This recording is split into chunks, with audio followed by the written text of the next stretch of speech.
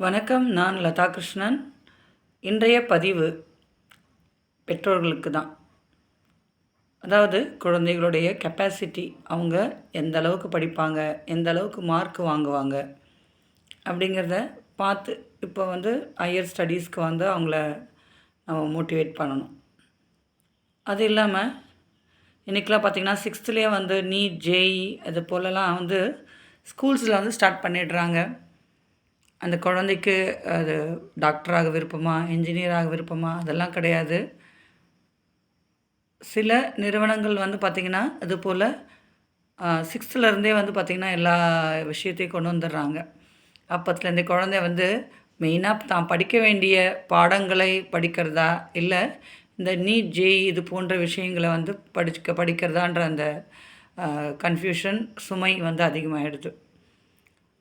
அதனால் படிக்க வேண்டிய பாடங்களை கூட அந்த குழந்தைங்க சரியாக படிக்க முடியாமல் போயிடுது. முதல்ல பேரண்ட் ஒரு விஷயத்தை புரிஞ்சுக்கணும். தன்னுடைய குழந்தைக்கு என்ன பிடிக்கும், அவனுக்கு எது நல்லா வரும்ன்றத அவங்களுக்கு நம்ம மோட்டிவேட் பண்ணி அதுக்கு தகுந்த மாதிரி அவங்கள படிக்க வைக்கணும். 11th வந்தோடனே கம்பல்சரி எல்லாருமே ஜேஇ, நீட் அதெல்லாம் ஜாயின் பண்ணிவிட்டு மெயினாக இருக்கிற சப்ஜெக்டை குழந்தைங்க சரிவர படிக்க முடியாமல் போயிடுது. அதனால் குழந்தைங்களுக்கு ஒரு மனச்சுமை ஏற்படுது அப்படின்னு நினைக்கிறேன்.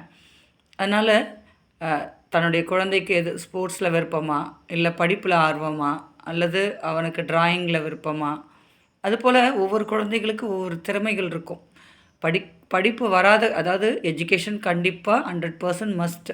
அதோடு சேர்த்து அவங்களுக்கு எது நல்லா வருமோ அந்த விஷயத்தை அவங்களுக்கு எக்ஸ்ட்ரா நம்ம கொடுத்துடலாம். பிடிக்காத ஒரு விஷயத்தை சேர்த்து அதையும் சேர்த்து படி அப்படின்னு நம்ம கம்பல் பண்ணாமல் குழந்தைங்களோட நலனை பாதுகாக்கிறதுல நம்ம பெற்றோர்களுக்கு பெரிய கடமை இருக்குது. குழந்தைகள் விருப்பப்பட்ட பாடத்தையும் விருப்பப்பட்ட கோர்ஸை தேர்ந்தெடுக்கிற உரிமை அவங்களுக்கு நம்ம கொடுக்கணும். அதனால் பெற்றோர்கள் கொஞ்சம் சிந்தித்து செயல்படலாம் அப்படின்னு நினைக்கிறேன். உங்களுடைய மேலான கருத்துக்களையும் கமெண்ட்ஸில் சொல்லுங்கள். உங்களுடைய ஒப்பீனியனும் எனக்கு ஷேர் பண்ணுங்கள். இந்த சேனலை சப்ஸ்கிரைப் பண்ணலன்னா கண்டிப்பாக பண்ணிக்கோங்க. உங்களுடைய லைக்கும் கண்டிப்பாக கொடுங்க. நன்றி.